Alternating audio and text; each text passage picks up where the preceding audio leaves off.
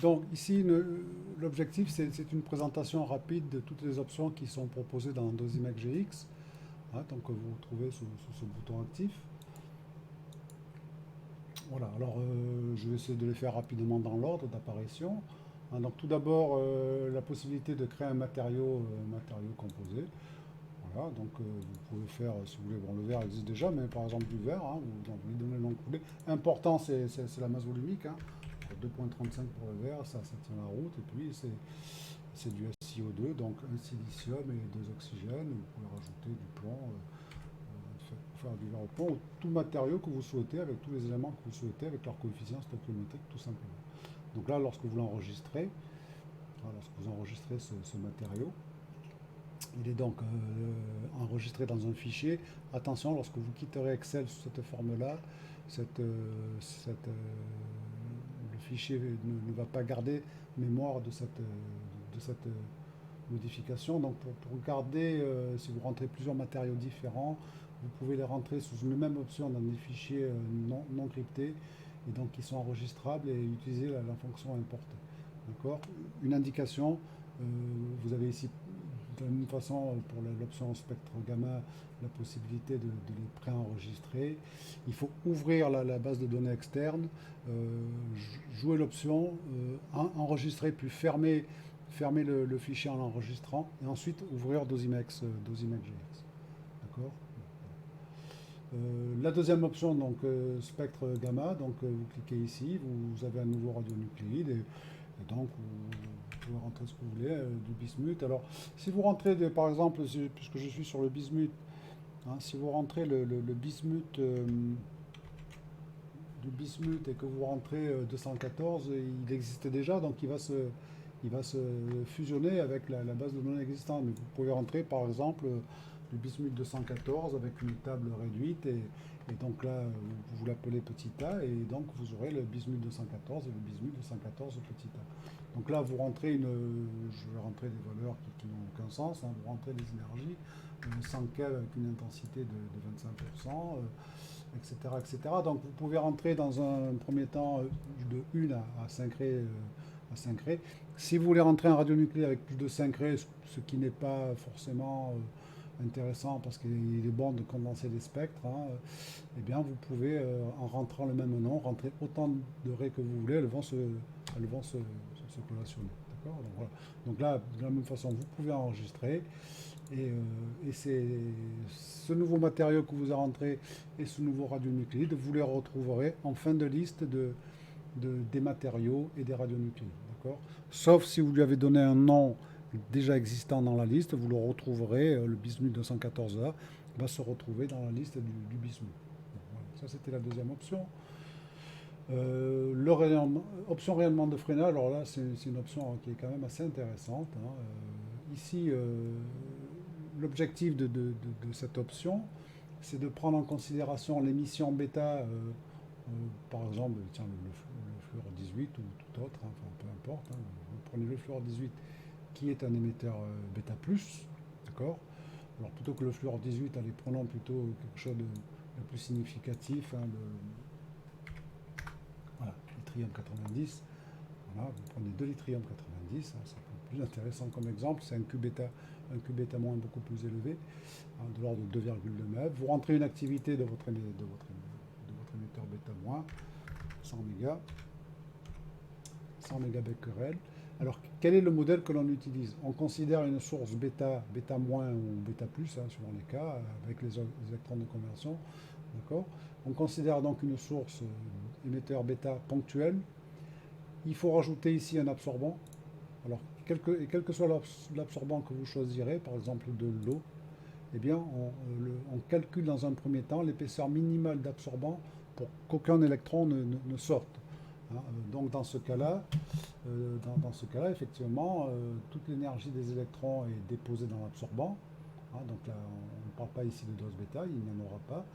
Et tous ces bêtas transforment, avec un prorata donné, transforment une partie de leur énergie en photons X. Donc, alors ici, notez bien qu'on travaille sur un spectre bêta continu que l'on découpe en bandes, et pour chaque bande d'énergie, on calcule un spectre X qui est lui-même continu. Hein, donc vous voyez, c'est un calcul assez relativement lourd, assez complexe.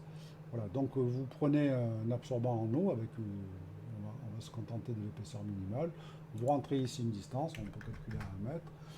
Mettre ou pas un écran, puisque là, on retombe dans une physique de protection contre des rayonnements gamma ou X, mettre en place un écran ou pas, et là, vous lancez un calcul, et donc vous aurez le débit dose associé au rayonnement de freinage de votre radionucléaire. Voilà, un calcul assez lourd qui est quasiment impossible de réaliser à la main.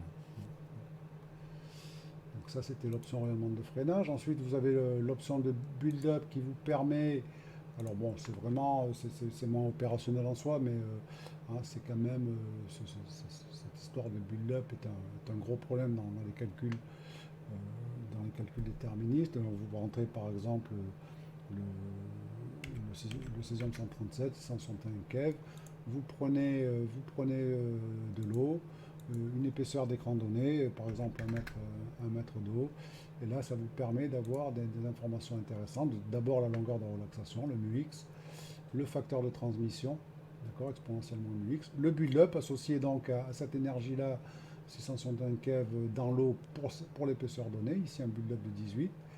Vous avez le facteur de transmission corrigé, donc F qui multiplie le build-up, d'accord, donc qui relève le niveau de dose. Et là, le facteur d'atténuation qui est l'inverse de F. Donc, compte tenu de l'atténuation en ligne droite et du build-up, la présence d'écran permet de diviser le débit dose d'un facteur de 182. Au-delà de ces premières données, vous avez ici d'autres informations qui vous sont données. C'est pour cette même énergie, toujours dans l'eau, en fonction de l'épaisseur, une épaisseur normalisée en nombre de longueurs de relaxation, μx, donc de 0 jusqu'à 40 μx. Vous avez donc l'épaisseur en centimètres correspondante d'eau et le build-up associé. Voilà. Alors en général, on peut faire avec deux matériaux. Par défaut, ici, on compare avec le plomb, qui a un build-up beaucoup plus faible à cette énergie-là. Les choses peuvent s'inverser. Donc vous avez ici le build-up dans l'eau en fonction de l'épaisseur d'écran, en épaisseur normalisée, μx, et ici le build-up dans le plomb. Ici, un second graphe, vous avez l'atténuation hors build-up, donc c'est une ligne droite en échelle de log. Vous avez ici l'atténuation due au build-up dans le plomb, et ici l'atténuation dans l'eau corrigée du build-up. Voilà pour l'option build-up.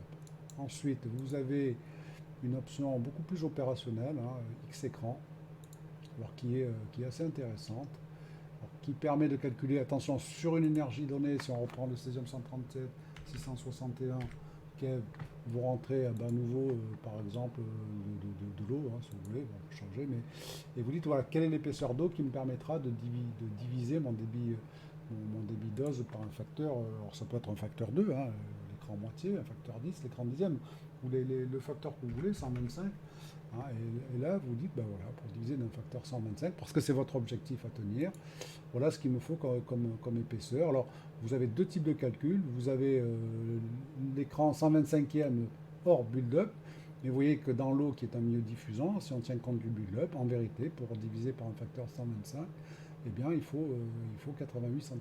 D'accord ?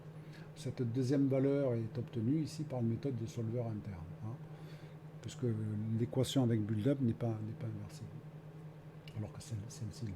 On donne une troisième information intéressante, toujours à connaître le libre parcours moyen des photons de 661 keV dans l'eau. Donc, vous pouvez faire la même chose dans le plomb, etc. Prendre les facteurs d'atténuation que vous voulez, 1 million, enfin voilà. Donc, c'est un outil opérationnel assez rapide, assez intéressant pour dimensionner rapidement les écrans. Je le rappelle, par rapport à une énergie donnée. Lorsque vous avez un émetteur multi-énergétique, ça devient plus délicat. Voilà.